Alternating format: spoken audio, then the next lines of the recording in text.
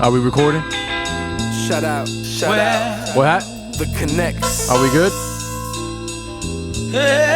Let's get this thing started, man. Let's get this thing started. All right. Don't ever go, never leave my side. Yes. Passion's all I have. Yes. Courage is my drive. Yes. And if I lost you, I would lose it all together. I wouldn't have composure to get it back. Welcome to another episode of I Am an Artist, Not a Salesman podcast. Thank you so much for tuning in. Thank you so much for watching, for listening. Before we get into the proceedings this evening, please take a minute and like the YouTube page, subscribe to it, leave a comment, follow me on Instagram. That's Luis Guzman 2444. Again, that's Luis, Luis Guzman, Guz as in zebra, Man 2444. So you can keep up with all the content that's coming down the line, keep up with all the information that's coming, and all the updates we have. And thank you so much for a great first episode. For everybody tuning in, everybody leaving me comments, everybody texting me, sending me love and positive energy. We do this for you. It is to inspire you, and it is to put a light on the unsung heroes that just put in the work day in and day out. Don't ask for any awards. Don't ask for any recognition. It's just pure hard work. Started from nothing and now they have something. And my calling, my job in this is to make sure that we showcase their stories correctly and transparently, right? So in this show, if you haven't tuned into episode 1, we're going to get very deep. We're going to get very transparent. And I want you guys to tune in and dig in because my guest today, his story is a powerful one. It's an inspiring one. And I feel that what he's going to talk about today will inspire somebody that's watching this. And that is the ultimate goal, is to make sure you watch this podcast, listen to this podcast, and come away with something that can inspire change in your life, to transition you from where you are now as a person and get you to that next rung on the ladder, get you to that next step in your life. So that's pretty much it, guys. I'm going to get off my soapbox here and introduce my guest with the fire salmon shorts on, killing it, looking real fly. Oh, this is Lou inspired. You said that when I opened the door earlier. Yeah. This is Devon Warren, very good friend of mine, master photographer, jack of all trades. I known him from, early in the music days. We're going to dig deep into all that, but, I feel like he has a beautiful story, coming from, humble beginnings to where he is now. And I feel like it's a story that should be told, that it should be presented to the world. And I'm excited, man. Thank you for coming on the show, dude. I appreciate it, man. Excited to be here. Thanks for asking me to be here. For sure, brother. Well, I mean, let's jump it right off, man. Like, tell everyone out there that's listening a quick synopsis. Give them the 30,000-foot view of who Devon Warren is. Devon Warren is the son of 2 Jamaican immigrant parents. Powerful. Born and raised in Irvington, New Jersey.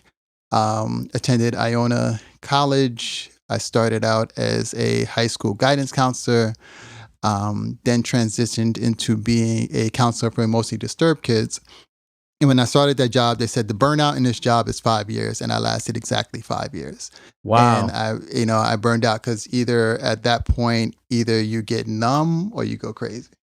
So you're either totally burnt out, or you're just numb to the job and you're just here like going through the motions every day.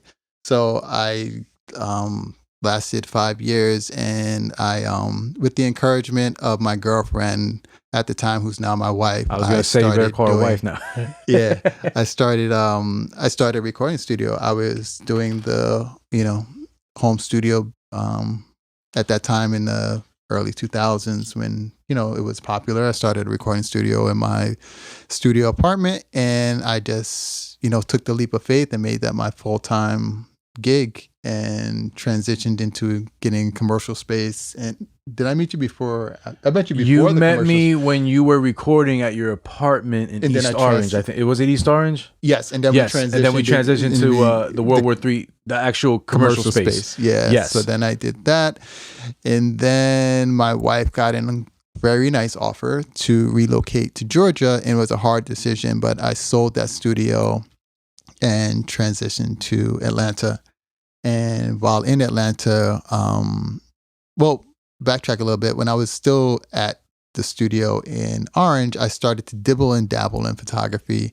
And moving to Atlanta, a lot of people had said they had friends and people there that They always do. I should look up and connect with on the music side. And when I got there and I tried to, nobody called me back. Wow. So I was like, okay. So I actually met people who needed photography services, and that took off for me. And it's funny, I met more people in the music business doing photography in Atlanta than I did ever trying to pursue music. Isn't it ironic how it works like that? It's like when you it's like when you focus on something so hard, you don't get the result you want. But then as soon as you focus on something different, the original result you wanted from the original thing, it just comes to you so easy. Yeah. And it happened with me in my life where I was doing music for a long time.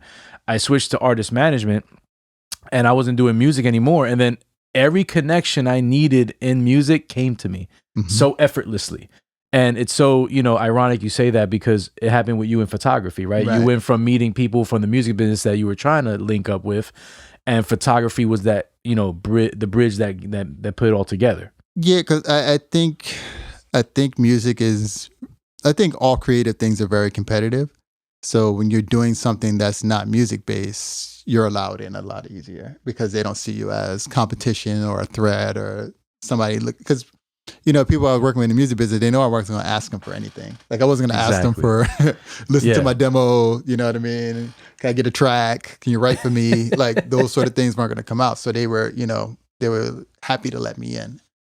I guess it's a more, and again, I want to dig deep into the whole 30,000 foot view in a second, but I just feel that there's more of a comfort, like an easier landing spot when you're dealing with somebody that's not in the same space that you're in. Like you were coming into from a photography standpoint, and then the music or the artist or whoever in the music business, they feel more comfortable dealing with somebody that's not in their space. Does that make sense? Yeah, because I feel like people disrespectfully ask for stuff, and there's a humble way or a professional way to ask for help.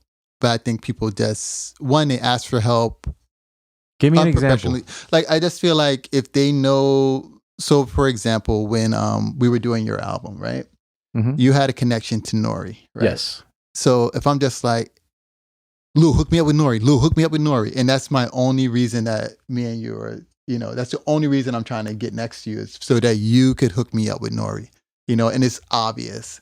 Whereas it's different when, I can offer you something and I'm providing something for you and you're like, oh man, well, if I hook him up with Nori, he can hook me up with this. And then we're kind of trading. It's organic. Yeah, it's organic. It's a professional. I always tell people like in professional settings, you need a mutually beneficial relationship, right? You can't like go to people and say, hey, let me pick your brain.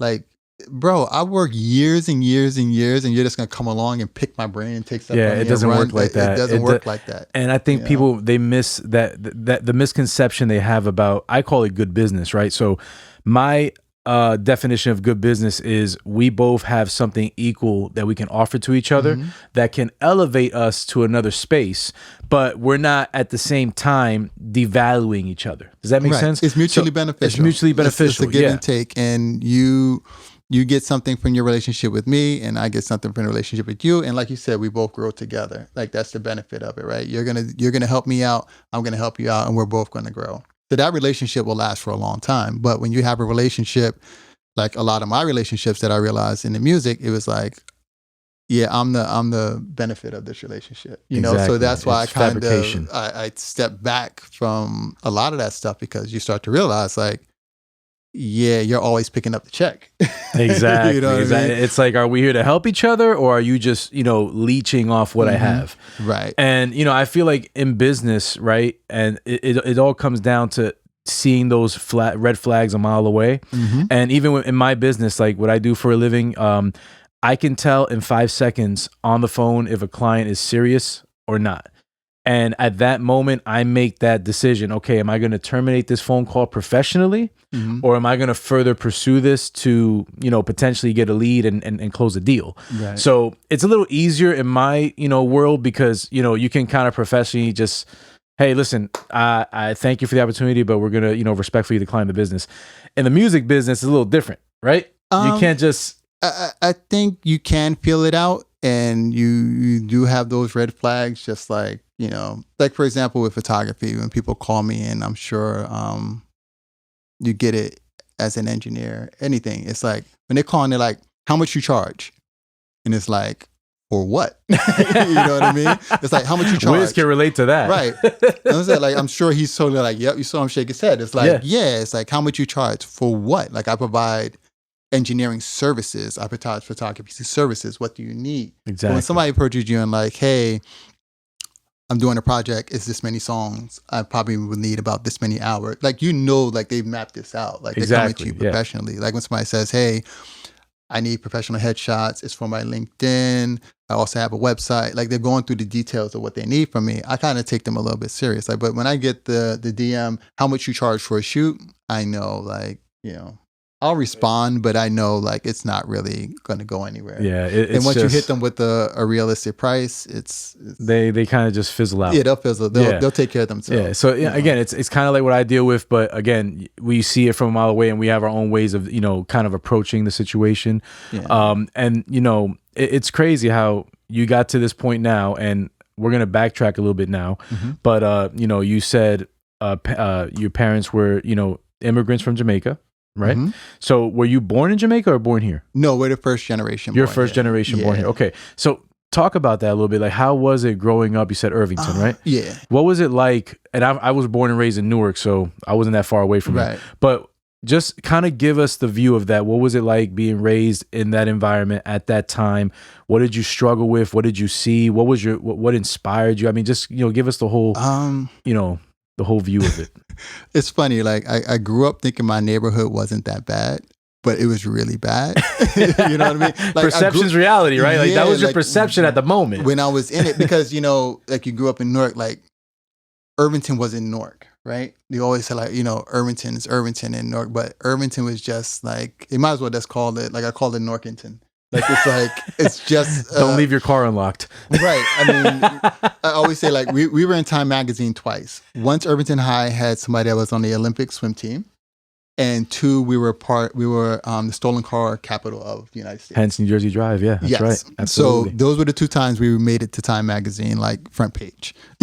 So that's right. It's kind of, one was positive, one was negative, because the Olympic and then the New Jersey Drive. So I grew up,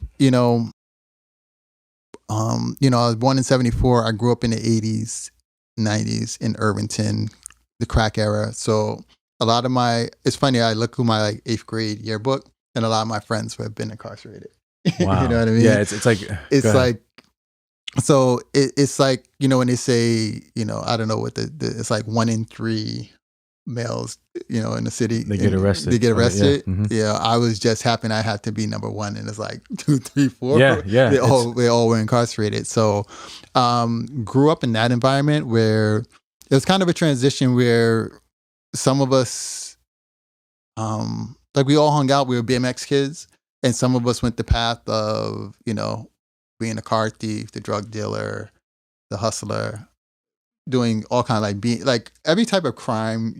They started getting into that. And then, you had those that got into not only selling drugs, but using drugs heavily, like pills and dope were big, and people got hooked on it. So it was, luckily, I had a junior high school teacher that saw that I could run and encouraged me to go to private school for high school. What was his or her name? Marvin Hawkins. He's actually the track coach at Irvington High now. Dope. And thank you, Marvin Hawkins. He was like coach at Essex Catholic High School when I was there. He was like, no, you need to come here. Don't go to Irvington High.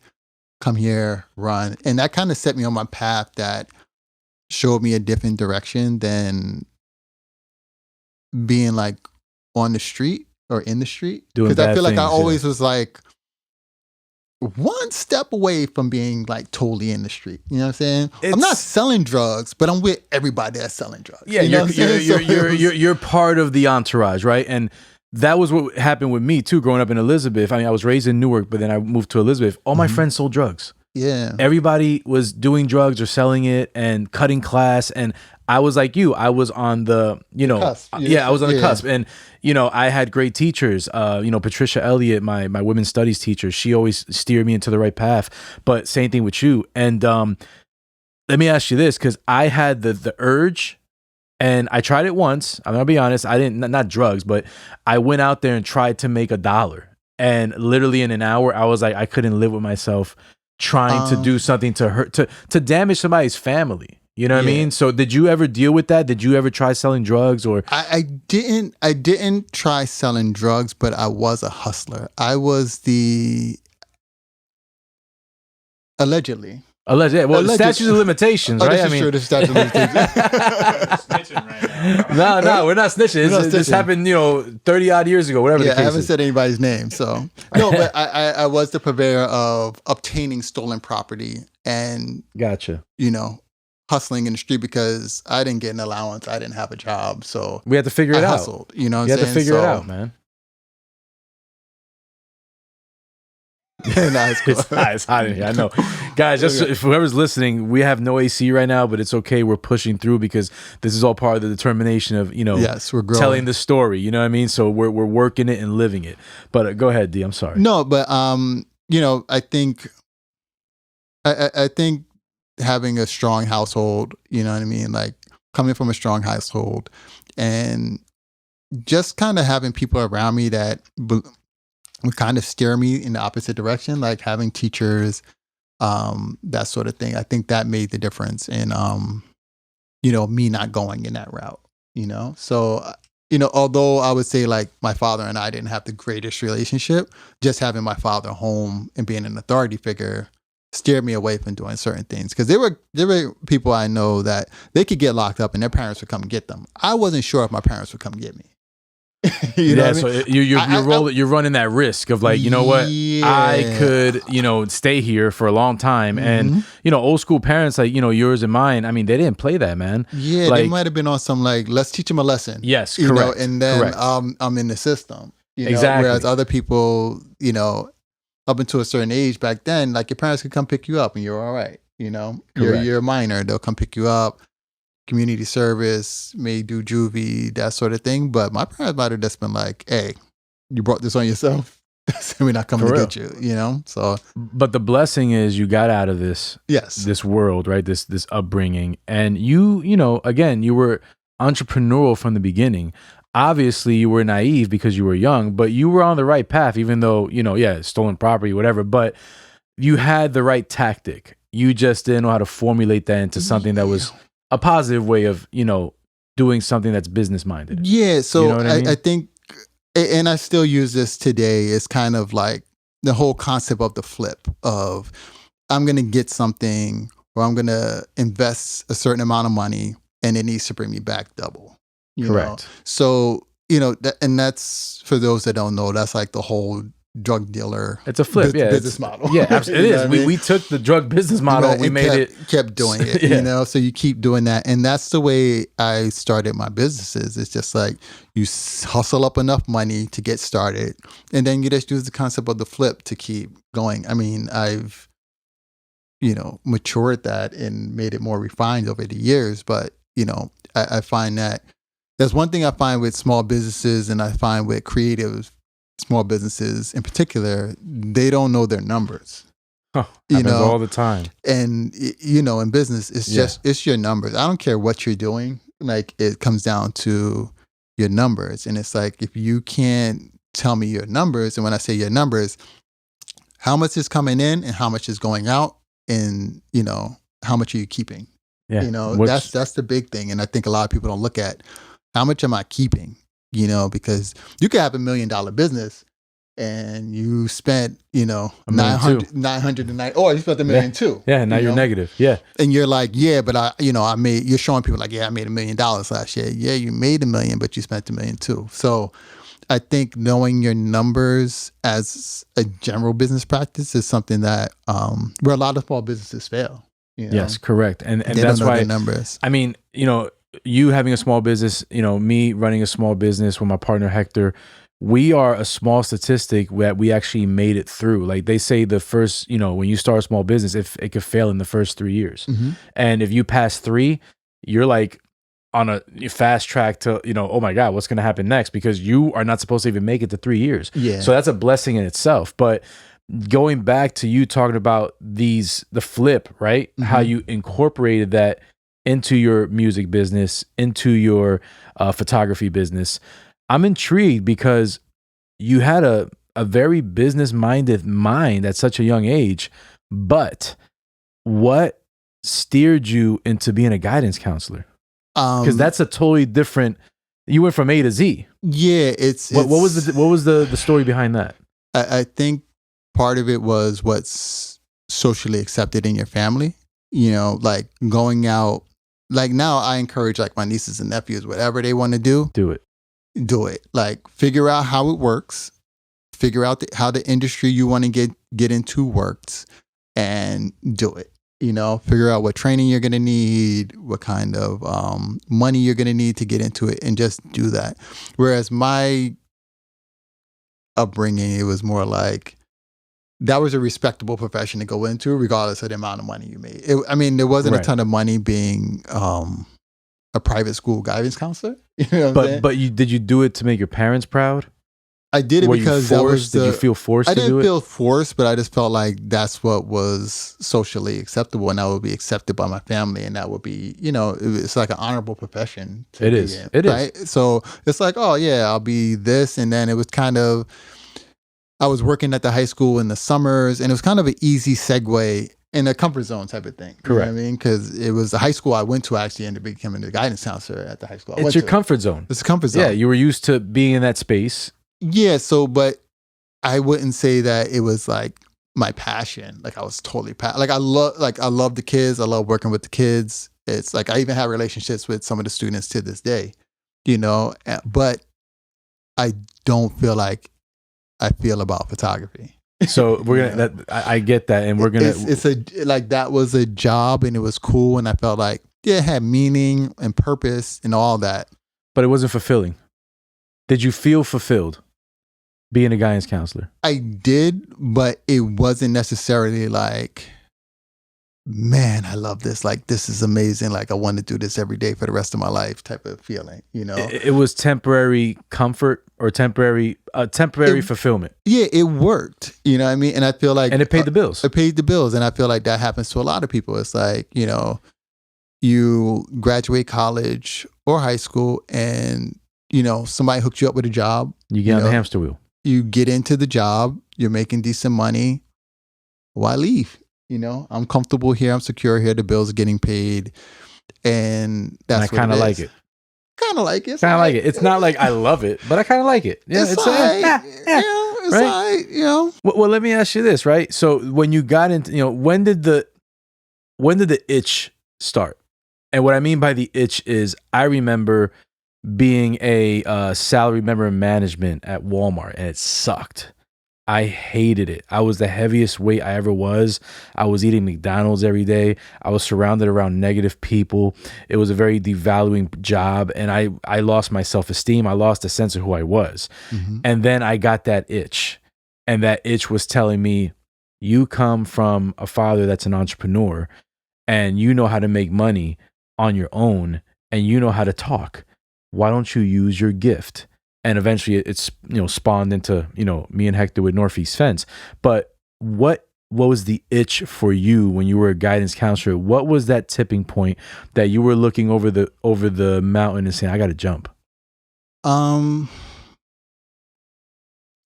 think part of it was ego, and part of it was like just ignorance to like really what it would take. But I think I got to the point, when I was doing the job, like I said, I was a counselor for emotionally disturbed kids. And it just, when I started bringing it home, and when I started like dreading going to work, like when I was pulling up in the parking lot, and I'm just like, this ain't me. You know weren't what I mean? feeling it, man. This Yeah, ain't me. yeah. I gotta go. And Was there I a specific bounced. moment that you said to yourself, "This is it"? And like, how did you leave that guidance counselor and started the journey on music? I literally like had a conversation with my wife, my girlfriend at the time, and I was just like, she's like, I could see it. You know what I mean? She could felt see it. She felt it, and I was just like, you know what? It's not worth it. At the time, I wasn't thinking I would that this would be it. Like this was just gonna be my path, and I was just gonna be just going and being an entrepreneur. But then things kind of started falling in line. And I will say this: when I did quit, I kind of quit with under the assumption that there were people who were down with me who were going to help me start. You thought you had a support system. I did. I thought that there And were what people happened? who. I realized like people talk to talk. You know what I mean? And people aren't as genuine as I am. You know what I mean? I was judging everybody by how I would Face value. But no, I would judging people by what I would do. So if I tell you something, I'm going to do this. Like I told you I was going to be here today, I'm here today. Yeah, you know what I mean? You were like exactly on time, which was freaking awesome. Yeah. So But- I mean, everybody's not like that. So there were a lot of people like, hey man, if you want to get a studio, I'm with you.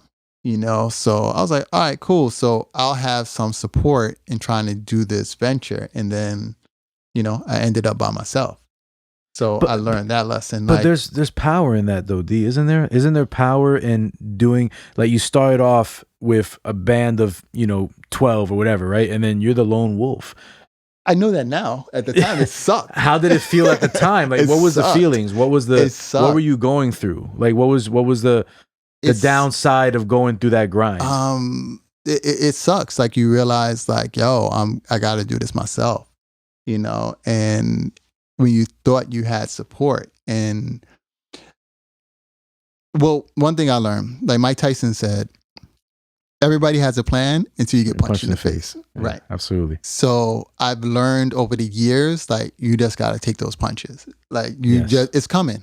Like sometimes you're going to see it coming and you can't get out the way. And then other times it's going to be like, like in high school, somebody's going to sneak you. Yep. But you have to be able, like Kobe snuck everybody.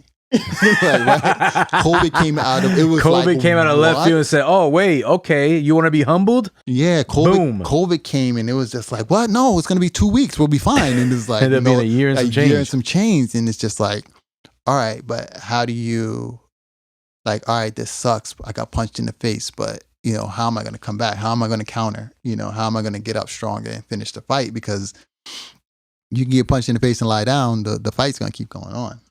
Yeah, no, so you have to, stomped, you have to kind of improvise, and that's exactly what you did when everybody said, "Hey, D, I'm with you. We're gonna start this music business and blah blah blah," and then it was just all cap, and there was nothing there for you to build on, and you had to take the reins, take the bull by the horns on your own and start something. Which in the moment, right, when you're actually doing that, you don't really see what you're becoming. Now you look back and you're like, "Wow, I really outlasted that situation, and look at the man I became today."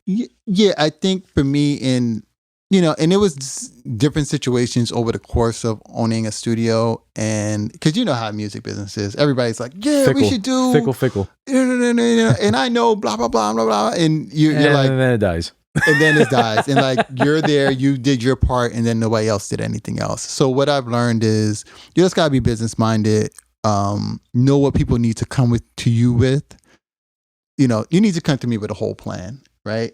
And usually people's plans fall apart. I'm just like, all right, but how are you going to make money, right? You've said you're going to do this, and you've made $0. Yeah, you have to monetize. And you're trying to get us to spend money, but there's no plan to recoup this money or make. So it's just like, it's an idea that's not a business model. That's the problem. That's what the problem is. Yeah, it's I think people like the ideas of things, but not the actual application of getting them done. And you know what's you say that it's so true, because we could sit here and talk about ideas all night, but unless we actually do the research and we actually become proactive and we actually put the numbers on a piece of paper and really go through it and come up with a legitimate business plan, it's just a bunch of friends talking crap. Right. That's right. literally all it is. But the thing is, and this is why I feel it's so powerful, your story, is that you're the 1% that didn't talk crap and mobilize that into something, like you took you turned the mustard seed into this, beautiful thing. Well, I think it, and I'll tell a story like when, at the time when we were doing music, right? Everybody had this concept that $10,000 was a lot of money. Was a magic number that you could push a record, you could get a deal with everything, Right. but nobody had a plan. But right. Yes. But at the time they were like, yeah, we need 10 grand. We get 10 grand. I could pay the DJ, and I can get a meeting at Def Jam, and I could, all this stuff was happening. And if I heard $10,000 one more time, so that was the magic number, and nobody had a plan, and now I'm realizing, hey, if we all put in like 250, we could have had 1,000. How much we could have did with that? Exactly. Because now I'm thinking like it's the flip. Like we could have took 1,000, we could have spent 10,000. We could turn that into 2,000, turn 2 into 4, and then before we have our own 10,000, Right. in a blink of an eye. In a summer, we could have made 50,000. I feel you say there's strength in numbers if there's a correct goal to get to. Right. If you have too many people leading the ship in the wrong direction all the time, you're never going to get to the destination. But if you have one plan, and you follow through with that and you work as a unit, as a team, you can get more things done that way than just looking at it separately, singular, because that's kind of selfish, right? Yeah. No one has the mentality, and business is kind of hard to find people like that are kind of like collaborative. Right. They're more like, it's all out for me. Like, yo, Yeah. I want to do this for me. Not for like, I always had that in mind. Like even with Wiz and with you, like World War III Studios, we do videos there. It was about the collaboration. Like, yeah, I'm not giving you I'm giving you money for studio time, but I'm putting sweat equity in by just shouting out World War III Studios, mixed and mastered by Devon Warren. Well, that right there to me is collaborative effort. And go ahead. I'm sorry. No, I think it's just everybody playing their part, right? And doing what they do well. And there's some people that want to be involved and they just don't do anything well, so they should never be on the team. Gotcha. No, exactly. And exactly. and I know that might be your man, it might be your day one, your cousin, whoever, but they just don't belong on the team at this point. So that's a good thought, because I'm going to ask you this now as a businessman. In business, right? You're going to have uncomfortable conversations with people that you love. How do you navigate those uncomfortable conversations by getting your point across respectfully, but still salvaging the friendship? I think business is always business. Like, I'm sorry. Like, I'm not, like, I do business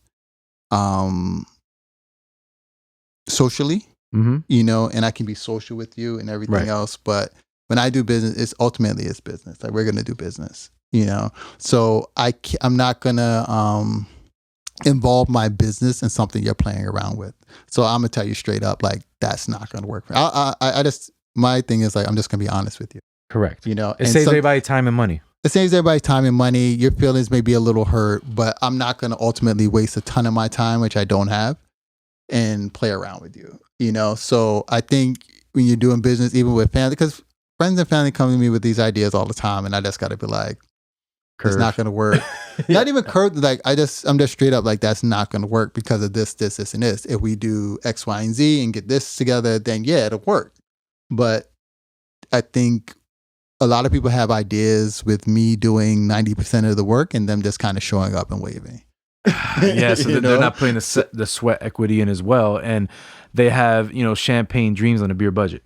Right. Or no budget. Yeah. And then they're like, oh, no, he's my man. That's my cousin from the third, whatever. He'll do it for free. Yeah. And that's the misconception, and it's funny because that brings me to talking about the music, right? Because music, it's very difficult, in my opinion, to make money in that business. You know what I mean? And for you running a successful studio for so many years, what was that feeling when you had to relocate to Atlanta? Like, first of all, why did it happen? And what did you have to come to a decision? Like, I got to leave music behind and I just had to relocate. Like, what was the situation behind all that? Well, it was a huge promotion for my wife. And for me, I thought like Atlanta's supposed to be this music mecca. Correct. I could go down there and, you know, make moves down there and kind of start over. Like I have connections up here. I can make connections down here. And if I can go between Atlanta and New York, that'd be amazing. You got it made. Yeah. You know, but it didn't work like that. And I think I always say like everything for a reason. It didn't work out because it wasn't supposed to work out. You know, I agree, man. So, Amen. Amen. You know, but it was tough because the studio had been there. What, 5 years? For 5 years. Look at me. And look at me. That's yeah, the studio had been there I opened that studio in 2007, and it was 2007. That's when Independent came out. Yeah. Mm-hmm. So 2007, and I think I was getting ready to leave in 2012, 2013. And it you know, it was tough because it just got to the point where, like you said, the 3-year thing had passed and the name was kind of selling itself. So it was a hub. Yeah, it was a hub. It was a hub. It was a place. It was, people knew about it from, you know, as far as Elizabeth to South Jersey. Like people started to know, you know, and I had people who had followings at the time, which was different because there was no social media. So they had yeah. You know, Tom Giss was there. Yeah, they had followings. Choir Boy. Yeah, so I had people coming through who were bringing other people. So the word of mouth was amazing. So it was getting busy. I had put the other room in there where you're able to shoot videos and do all that stuff. So I had a lot going, and then it was just like, all right. Flat line, basically. Just leave it, you know. Yeah, but what were those feelings, man? I mean, that's your baby. I mean, it is, but I always feel like, you know, you have to be willing to start over. You know, you have to be able to let things go and start over. You know, so that taught me just to let things go. You know, was there anger? I wasn't angry. I was somber. I was looking forward. You know what I'm saying? I was looking forward to the new journey. Like it's positive. You had a positive. I have a positive outlook on that. Like, all right, we're gonna move. We're gonna go to Atlanta. It'll be a better quality of life for the kids. It'll be better quality of life for me and my wife. It'll just be different. You know. And you were supporting your wife, man, which is a big thing. I mean, when you get married, that's the one thing is you guys are. You gotta be here. a unit. You know, you gotta be a unit. So you move, I move, we move together. So. I think it was honorable. And again, I'm asking you this because I put myself into it. Like, oh my God, what if I had a studio and I had to just get up and leave? Yeah. There was, I mean, what was it like moving the studio equipment out of there, turning the lights off for the last time and closing that door? I actually sold it to somebody I knew. So a lot of the stuff just stayed there. Oh, so it still stayed there. Okay. It just stayed there. So you made a flip off of it. Yeah. Oh, so okay. So there we go. We're going back to he tried to ignore that part. You know, yeah. So I made a little change off of it. So I was able to let it go. And it just showed me that, you know, sometimes you need to move on to move to better, you know. So this isn't everything, you know. So we're in the studio right now. Eventually, you know, Wiz may have to leave here to do something bigger and better, you know. I'm sure he put a lot of work into this, you know, for sure. But eventually, you know, to get something better, you got to leave something behind and let go of stuff. So it really taught me to like let go of things, you know, and be comfortable being uncomfortable, you know. So because that's where you grow. Yeah. So now it forced me to get, you know, I'm in a whole like Georgia. I mean, they say Atlanta, but Atlanta is in Georgia, which is the Deep South. The Deep South. So, I mean, what was that? What was that transformation like? It's different. It's different. How? It's here. I think we're spoiled because, you know, North Jersey, New York City, it's very multicultural. Like you can get a little bit of every flavor, all types of people mingling together. Pot. A melting pot. More like a salad. I don't know if we melt. You know what I'm saying? We're more like a salad. I don't think everybody's like, you know, we still have We're our not issues. Blended yet. We have our issues up here too, but I think there it's still segregated. Yeah, it's antiquated, right? It's just old school mentality. It's the Southern mentality. To me, coming from the North and going down there, people from the South may not feel it because they grew up with it, but like just like when people from the South come up here, they're like, yo, everything moves so fast. Like, you guys are like, and I'm just like, we don't feel it, you know? Like, people go to, like, I walk through New York City, it's just like walk through New York City, but people come from the South, their head is spinning because everything is like so fast to them, you know? It's quick, and the South is slower, but it's a systematic thing that never changed, right? And it's not evolved. Was that a culture shock to you and your family? It was like, I'll give you an example. Kid called my daughter a nigger bitch on the bus. Are you kidding me? Went to school. What color was the kid? A white kid. White kid. Okay. But went to school, and the reaction that I got from the black faculty principal was not what I expected. You thought he was going to be, let's go see. I thought she. Oh, she. It was a she. Okay, so it's nigger bitch. Yeah, I thought she would have been more like angered, bothered by it. It was just like he might as well had like pulled her hair or something. Like it wasn't that big a deal. Wow, so it was very nonchalant. Nonchalant. So that showed me that, you know, and my daughter went to one of the better schools in Atlanta, you know, and it was just like, if that's the reaction that I'm going to get from a black person here, what can I expect from a white person? From a white person. You know, so, you know, and just other things like, we went to get our taxes done at H&R Block. Yeah, it's like the McDonald's Block. I'm calling you out. And the secretary there is like, you know, we kind of get our taxes, and she's like, you know, how many kids do you have? We're like 2. She's like, oh, do they have social security numbers? And I'm like, what? We're human beings.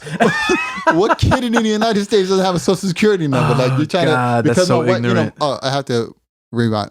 My wife is Salvadorian, so she saw a black guy in a Salvadorian, so she assumed that my wife was probably Mexican. It wasn't legal. Wow. But that's what we're gonna. But it's not too far off. It's insinuating that my kids are not here legally, and you can't do our taxes because we're not legal. Like, I don't know, man. So it was that kind of culture where I've never experienced that sort of racism. I experienced racism here, but that kind of like unfiltered type of racism, like I couldn't get with. And, you know, my daughter is Afro-Latina, so, you know, but she was like, yo, when I go to school, I just tell them I'm black because it's just easier.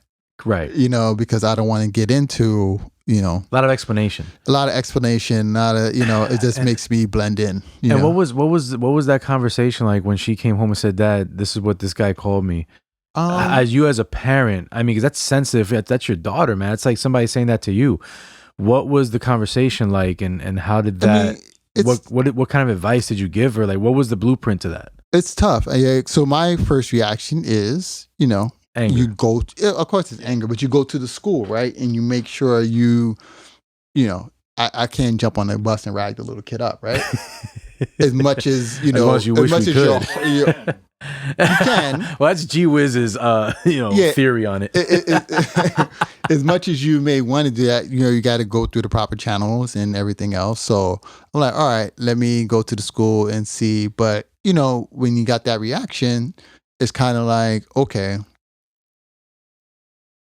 I'm like, I had to tell her, like, hey, these people aren't going to help you.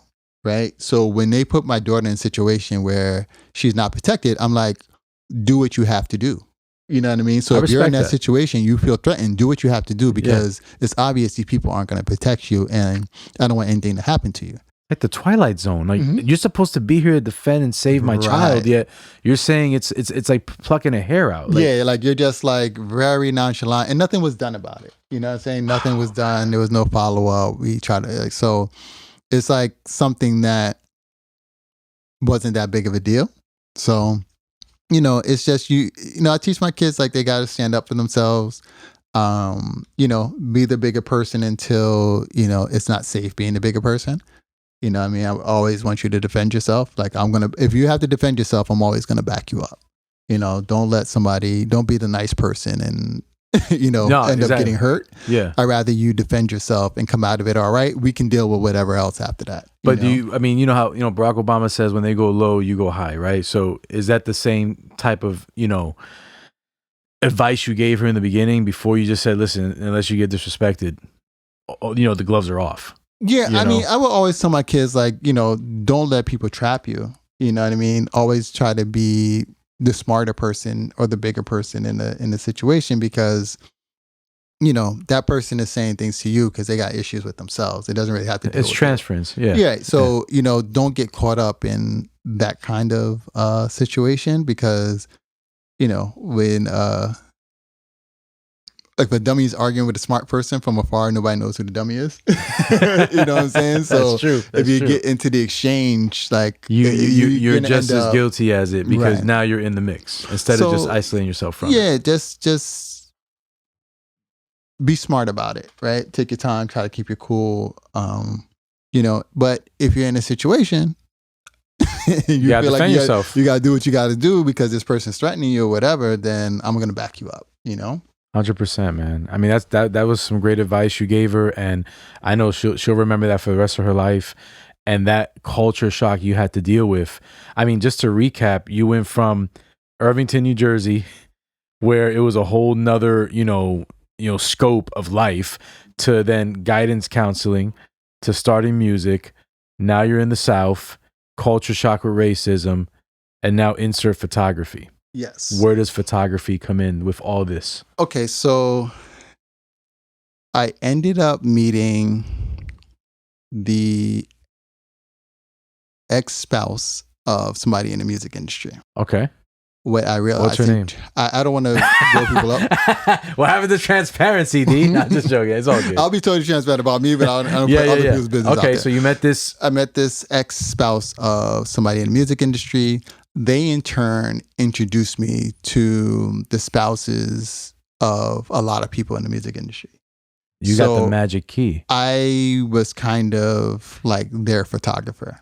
Okay, so photographer to the elite of the music business? Their wives. Their wives. Okay. So I was trying to figure out turn- spouse, if it was man or woman. You just told me wife. So now we know we're dealing with the wives here. So Yes. in turn, I kind of became like their photographer, and I was able to do, work with them in capacities of, so now I'm doing their family functions, I'm doing their family pictures, I'm doing these sort of things. So you meet other people in the music industry who are the husbands of these wives. you're in the circle.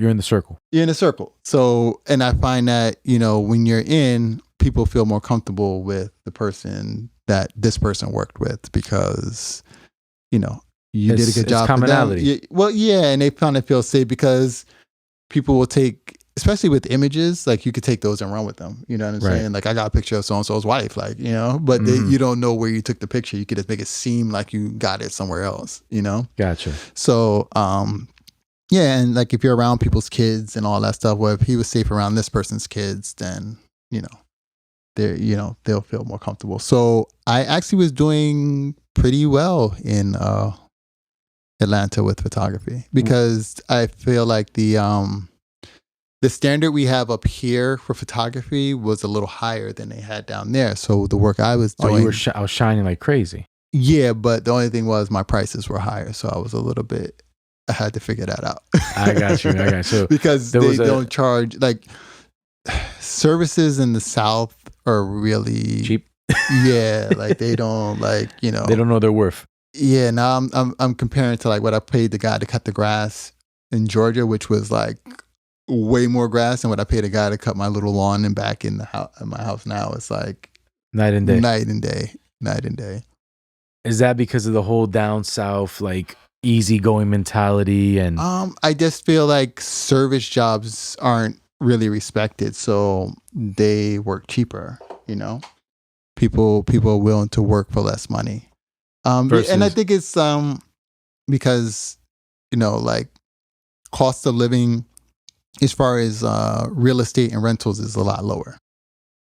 So people are paying less rent. They don't have to like hustle as hard as they do in the north. Like we pay high rent up here compared. I mean, we probably have some of the highest Oh my rents. God, and like mortgages. $3,000 for like a 2-bedroom apartment. Right. In some Highest places. rents and mortgages, around the country. That's what it's based on, right? The fact that we can make more money. So you could charge more.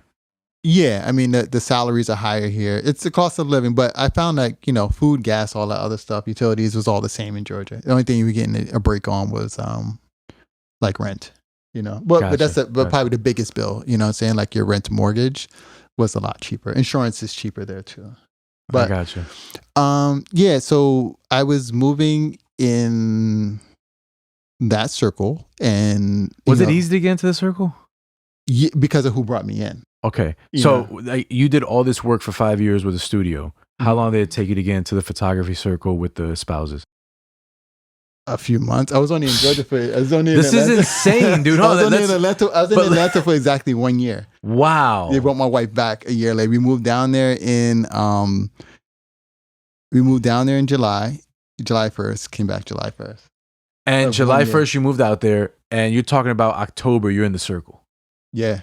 So literally that fast it happened for you. And were you even trying? It was one of those things where I was just like, yeah, I do photography. Hey, can you do this? Sure, I can do this. I did some pictures. Oh, this friend's having a party. Can you do this? Sure, I can do this. Like, hey. God was moving. You know, it was there, just man. Like, wow. But I feel like there's Atlanta's really spread out, but a close knit of people who are in the industry type of thing kind of network together. He was talking about that last week when I was with him. Yeah, there's a small group. There's a small network of those people in Atlanta who are in a certain social circle, and if you get into the circle, you're good. You know, I don't think if I wasn't referred in that I you would have made it. Nah, you needed the cosign. You definitely need the cosign. I think the cosign there goes a lot further than it does here. Right. Because we're very arrogant here. Yeah, we are. The South is more humble. And over here, it's like, screw you, I'm not doing this. Yeah. But in the South, it's more like you can have conversations and we could talk. Yeah, I think they're close knit. So the circle is the circle. If somebody else lets you into the circle, then you're in the circle. You know? So I felt like I got into the circle and I was able to do photography for people. And it was going well. Well, let me ask you this, right? Did the getting into the circle, did that create an the unconscious passion you have for photography, or was the passion already there and the circle magnified it? I feel, to be honest with you, I feel like when the photography I did in Georgia was kind of like in my early career, I don't feel like it was that good. Okay. You know, but did you have the passion for it? I liked it. Was it like the guidance counselor job? I'm doing it. Yeah. I feel like when I came back to Jersey and I started doing it, like something clicked in my brain and I really started to understand photography. You know, and it's funny because I understand like engineering and stuff better now too. Really? So it all came full circle. It all came full circle because I feel like photography is all about manipulating light and engineering is all about like manipulating sound. So it's like applying those two things can easily go together, you know, as long as I know how to get to what I'm looking for, you know, and what I'm trying to create. It's like when people say like, you know, they hear beats already and you just got to make it. Like I've never I don't know if I ever heard a beat before I made it. You know what I mean? But I can see a whole picture. You can see a whole portrait. I can see everything. See it like that's a God's gift, man. Yeah. I feel like that was something you just had and it just wasn't activated. Yeah, Do you feel that way? So when I was younger, I went to I used to draw a lot and I even went to art school. But it's one of those things where like I think parents are real different now. Like if your kid goes to art school, no matter what, you like wake up in the morning, you drive them to art school. My parents are like, nah, we can't go. I'm tired of driving you down. You gotta figure it out. I had to go from Irvington to Newark. I was just like, nah, we gotta do it. It wasn't happening. So I kind of fell out of that. But I feel like something clicked in my brain. It's like, yo, this is it. Like you really understand this. You really get it. It was the magic moment. And the cool thing is like the training I have as a counselor comes into effect with you know, just dealing with people. Mm-hmm. You know, because you know, if I walk into a room and I just meet you, I now have to make you comfortable so I can take your picture. Right. So I had to figure out how to connect with people. And sometimes, you know, when you're doing corporate headshots and stuff, a CEO walks in, you may have like 5 minutes with them. Yeah. So you have to connect with them. Quick. Immediately. You have to look at them, kind of do a quick scope up and down, try to relate something to them. It's their watch, their tie, something. You gotta break the ice. You gotta break the ice comfortable and way. Make them comfortable.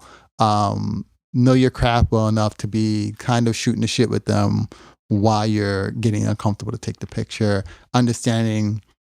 You're creating trust.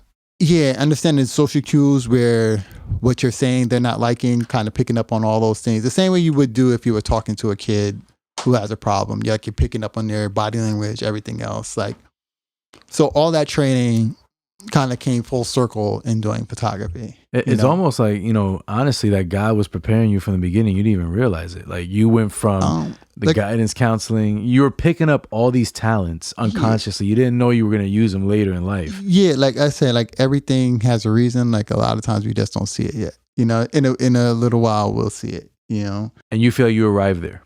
Yeah, I'm getting there. Like I feel like this is definitely. I don't question where I'm supposed to be because like things just line up for me now. No, and same here, man. I feel the same way. Like we're not at the. Well, I feel like greatness and success is not a destination; it's a journey either way. But we're getting there and we're understanding it, and now we're perfecting it. That's what I feel like. I can speak for you about that, and I can speak for myself about that. But let me ask you this: what was the moment where it was hard, where it was emotionally hard? Did you ever break down? Did you ever cry? Was there something that happened on the journey that made you feel like I can't do this anymore, or this is just too hard, or something to that nature? I think, well, I had a studio in Patterson, and we found out that the rentals were illegal. So it was a huge facility. Right. We found out the rentals were illegal. So the fire department came in, shut the building down. So there were multiple studios of different kinds in this building, and we had a padlock on our door. Fire department comes through, they have to inspect the whole building, they cut everybody's padlock off the door. And so I don't know if my door was left open, if somebody had access, but stole all our gear. So imagine having like this studio and then everything. You come in and it's just like, yo, they took everything. They left me one record. Like, my God. They stole everything. I think the only thing they left there was like an old computer monitor. They stole everything, like took all our gear. So that was a low point because then I had to they left some of the other like furniture and stuff we had in there, and I was just like, you know what, that's it, I'm out of here. Had to go and get a U-Haul, move all this stuff out, throw it in my garage at home. But then I'm just like, yo, I don't have a studio now. You know what I mean? And I don't have nothing any to show gear. for. Everything's gone. Yeah, luckily, I had gotten insurance, and insurance did the right thing. But to just lose like everything. Like that, I think that was like. Did you break down at that point? I was defeated. You know what I mean? I was defeated for a minute, but then I just told myself like, sometimes you don't see what's gonna come out of this. It's coming. Like I just kept telling myself like something's better is coming. Something better is coming. Something better is coming. And then eventually I found like a nicer studio. Now I have a studio with elevated building with a receptionist and all this stuff. Wow, and I'm like, this is dope. This is dope. And then bam, I got punched in the face. They doubled my rent. You know what I mean? But that's the thing. It's like you said, the curveball's coming. It's coming. You got to get ready to hit it, or it's going to hit you. And that's what comes down. And that takes me to like, my final point here on the journey you've been on is now we're full circle photography, and you moved back to New Jersey, and you had your own photography studio. And then you were doing great stuff. You continue to do great stuff. And then bam, COVID hits. What happened? Well, COVID, I ended up actually losing my studio. I had a studio in Montclair, New Jersey. I remember, yeah. Yeah. And, I was paying high rent to be in Montclair in a, storefront, main drag area. And, I couldn't afford to keep paying rent because when COVID first hit, everything got shut down and there was no idea when things were going to open back up, so it's like 1 month. Okay. 2 months. Okay. 3 months. Okay. It's Yeah, and it just kept going. Yeah. Kept going. It's just like, all right, when you're spending a bunch of money and no money's coming in, it's like, luckily for me, and for those that don't know, the way commercial leases work is a commercial lease is binding. Like, it doesn't matter what happened. You got to pay that. You got to rent. pay that Yeah. commercial lease. So all those things that they were putting out for renters were for residential renters, Not for commercial spaces. Not for commercial spaces. So how did you navigate that? I was just like, I contacted the landlord. I was just like, hey, basically, I ain't got it. Yeah. I ain't got it. You know what I mean? How was that conversation? They were trying to get me to do loans and this and that. But you gotta remember, when COVID first hit, nothing was moving. There was like a 2-month period where I would say from March to probably May, like nothing was happening. It was dead. You couldn't get in contact with anybody. It was just, basically everybody was sitting home. Yeah. There was no movement. There was no movement. So, I told him I have it. He said maybe he'll see if there was an eyelash shop in the front that I guess wanted to expand.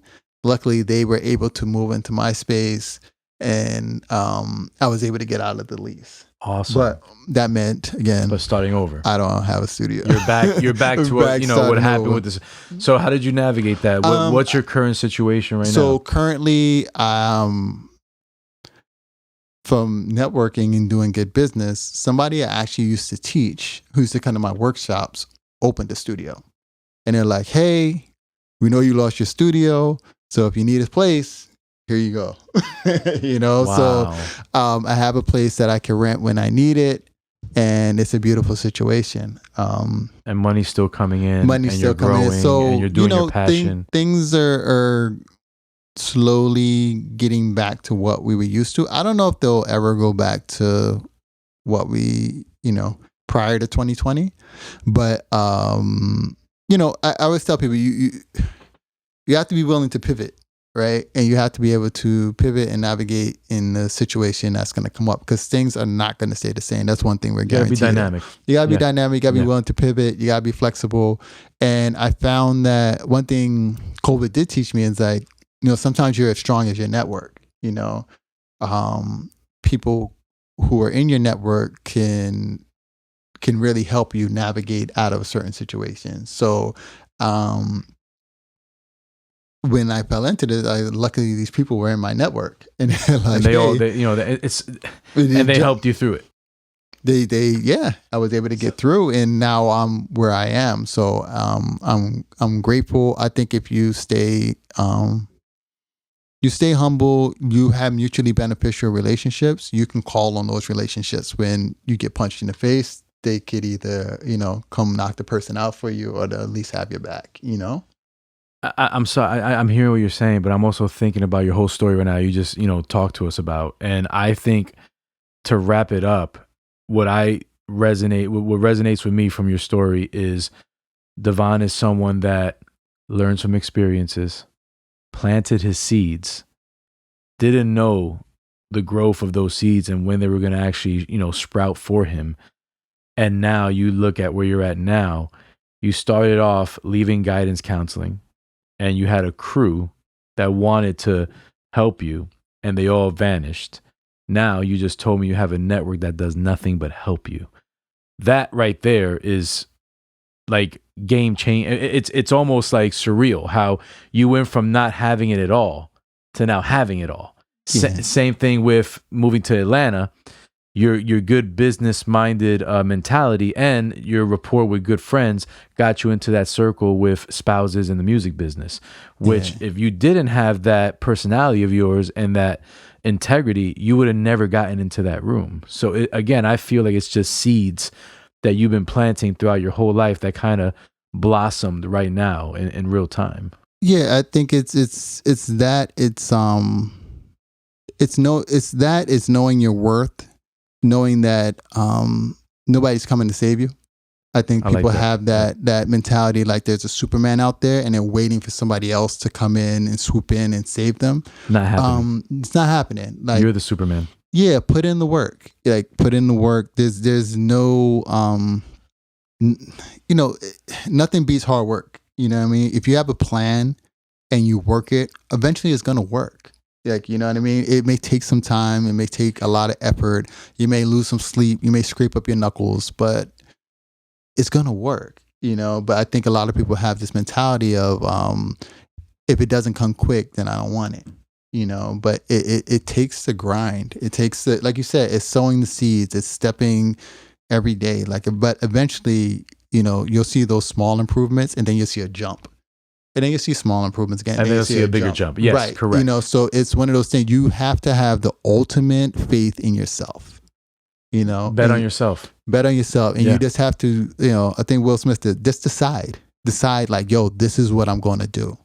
You know, and people aren't going to support you, people will discourage you, but you just have to be like tunnel vision. Like it's so, I mean, everything you're saying right now, it's making me laugh because it's almost like surreal that I'm going through that now, starting this podcast, and everything that you're saying is what I'm feeling.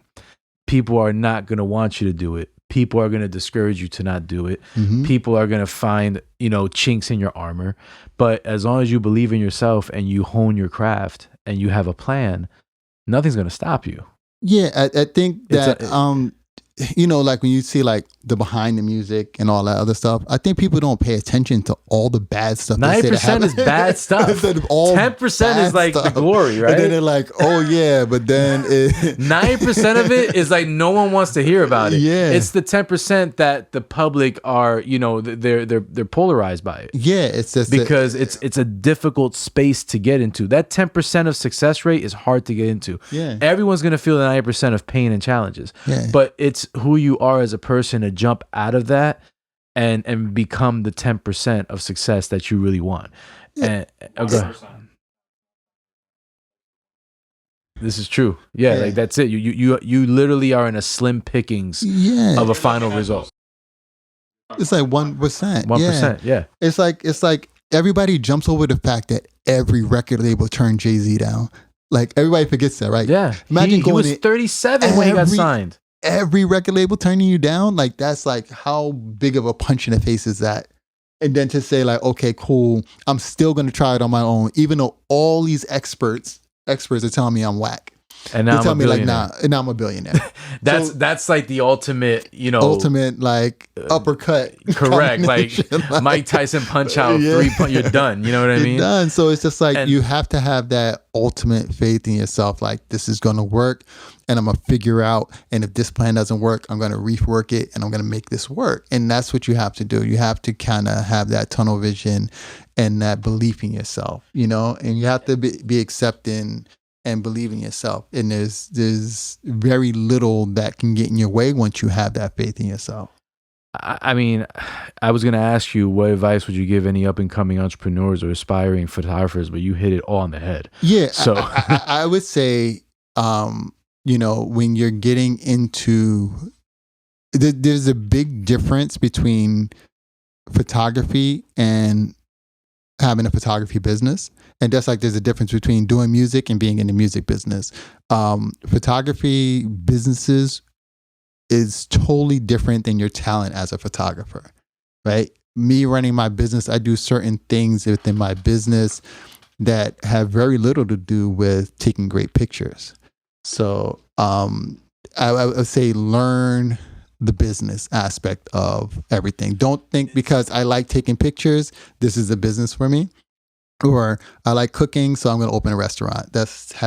Like being a good cook has nothing to do with the restaurant business. Learn the restaurant business before you open, you know, take the money, open a restaurant. Just I would say, if you want to be a rapper, like, hey, learn the music business. You may not like it.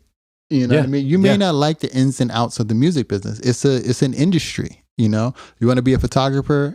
Learn about the photography business and what it's going to take for you to, how much money you got to put into marketing, how much money do you have to put into equipment, how much, you know, all these things, you know, that you need to know all those numbers before you jump in and say, hey, this is what I want to do for a living, you know, because it looks cool from the outside. Like, you know, everything looks cool from the outside. So you got to get into the weeds. Like, that that means a lot with me, because even in my business with the fencing, I do 2-3 minute videos on fence material, fence product, and I'm a happy, cheery guy. And people think, oh, this guy just does funny videos. And no, that's 2% of my work. Right. You know, I have to strategize scheduling. We have to plan logistically for material. We have to deal with multiple personalities. We have to budget a project. So like if a project costs 10 grand, we got to make sure we're making at least 30% profit off of that. You know what I mean? We got to make sure the bills are paid. We got to make sure the warehouse is taken care of. We got to make sure that the guys are taken care of. We got to make sure the customer service is impeccable. There's so many moving parts to a business that people get stuck on the one thing when there's a million. And you don't have to be a master at everything, but you got to be able to get your hands dirty and know a little bit about everything to make the business move. Right. And people lose that because they want the instant gratification and they want the instant success. And it doesn't work like that. There's hard work, there's grind, there's put your sleeves up, get your hands dirty, go to work, and then you figure it out. And then you learn the ultimate flip, which is how to take something that is great and make it greater and make it monetize more for you over time.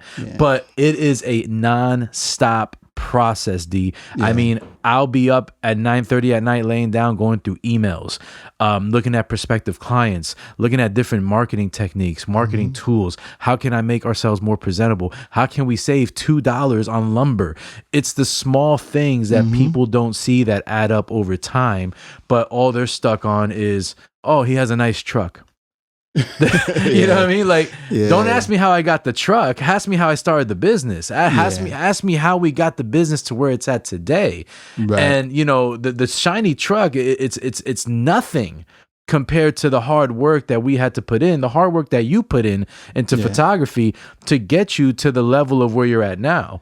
Yeah, and I would say I went to courses at Rutgers Business School, and one thing they taught us was you should always start your business with the end in mind, right? So start your business with, how do you want to end up with this business? Do you want to make it a business that you sell? Is it going to be a business that you leave to your kids?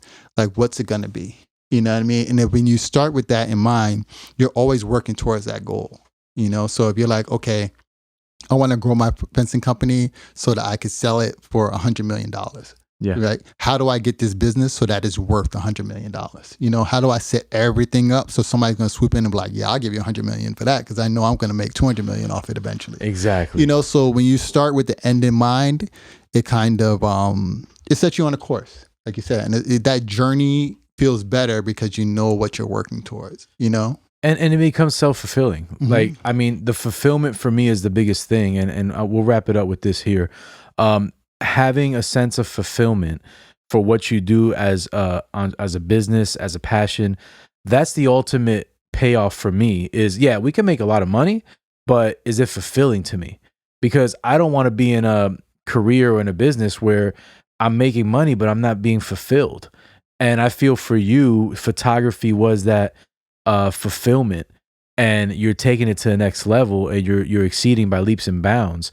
And that right there is like the medicine for a human being, is that fulfillment every day, that you feel fulfilled and your cup is full with what you love to do for a living. Yeah, like real quick, the difference between photography and music for me was that when I was doing music, people would take the song. If people didn't like it, they would throw it in the garbage. Whereas I take pictures for people and they keep them forever.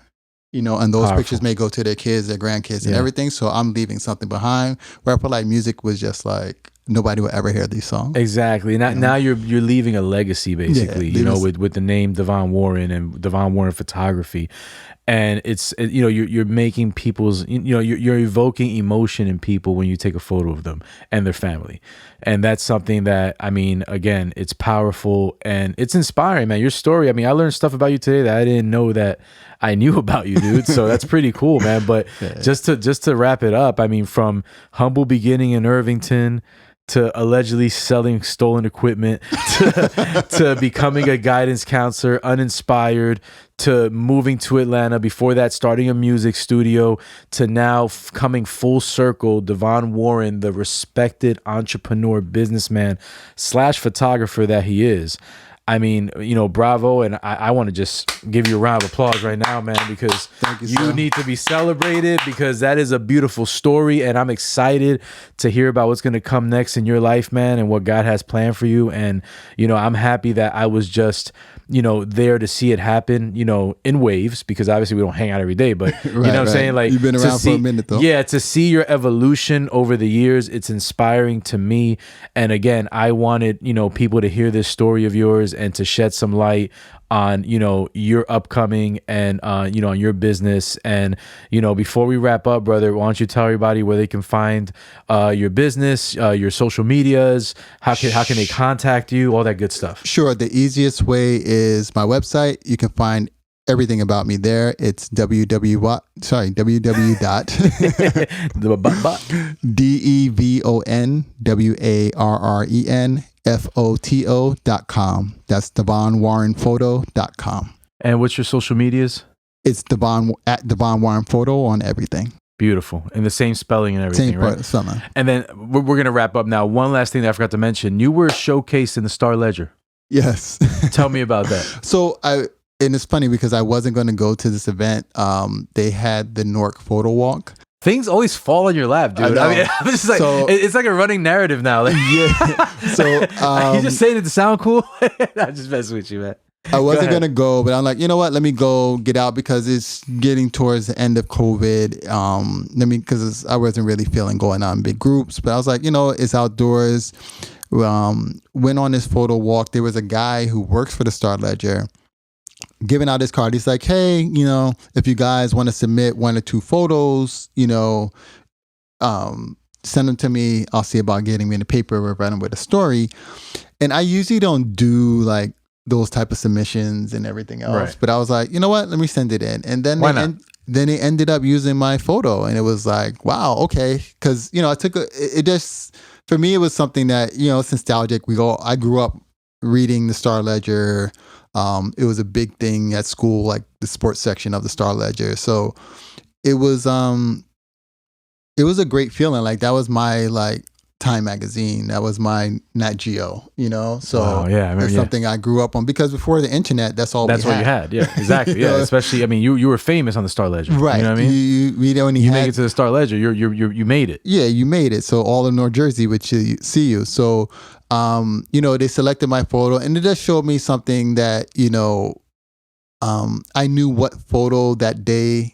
The photo, I knew what photo to pick. I took a bunch of photos that day, but I knew which one to pick that I thought they would pick. So the one photo I took of another photographer taking a picture with the cathedral in the back with the cherry blossoms. I'm like, you know what? This says Newark. This says, so it just gave me a little bit of a pat on the back, like, hey, you kind of understand this whole photography thing. But it was a great feeling. That must have felt amazing, man. And what a way to kind of cap off such a great couple years of a run with photography. And again, excited to see what you're going to do in the future. Excited what you got planned next, and obviously we're going to stay in contact. Mm-hmm. But again, man, congratulations to you, man, on your journey. Thanks, sir. And congratulations for your I think your story, just to again, I know I've been saying that we're going to end this now, but we're ending it now.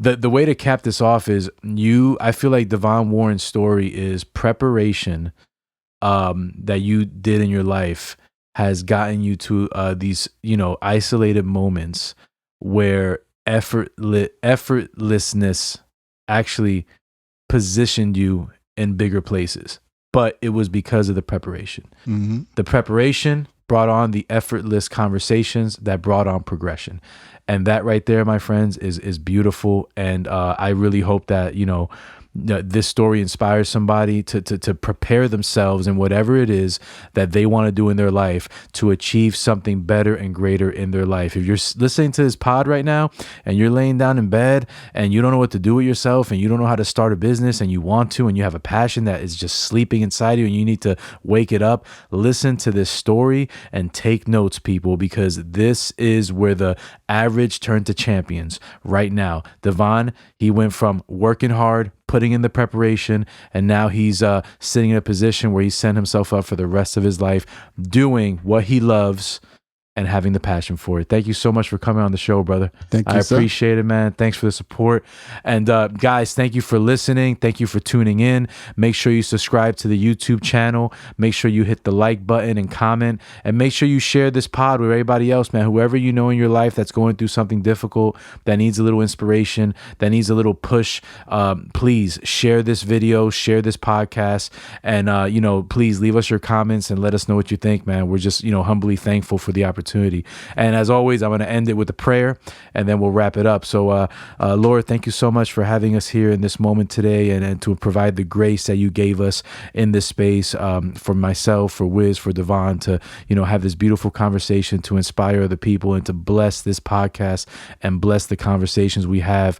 May you continue to give Devon and myself and Wiz nothing but grace and love and the tools that we need to move forward, Lord. And we're eternally grateful for everything that you have given us. We pray this in the name of Yeshua Mashiach's name. Amen. Hey, what's going on, guys? It's Luis Guzman, host of I'm an Artist, Not a Salesman podcast. If you love what you hear and you were inspired today, please subscribe to my YouTube channel, hit the bell, and please like and comment, and I'll be happy to comment right back. Thank you. Don't ever go, never leave my side. Passion's all I have, courage is my drive. And if I lost you, I would lose it all together. I wouldn't have composure to get it back together. I don't want closure, this book can't be over. I can write a chapter in a second, I expose you. Tell you my problem.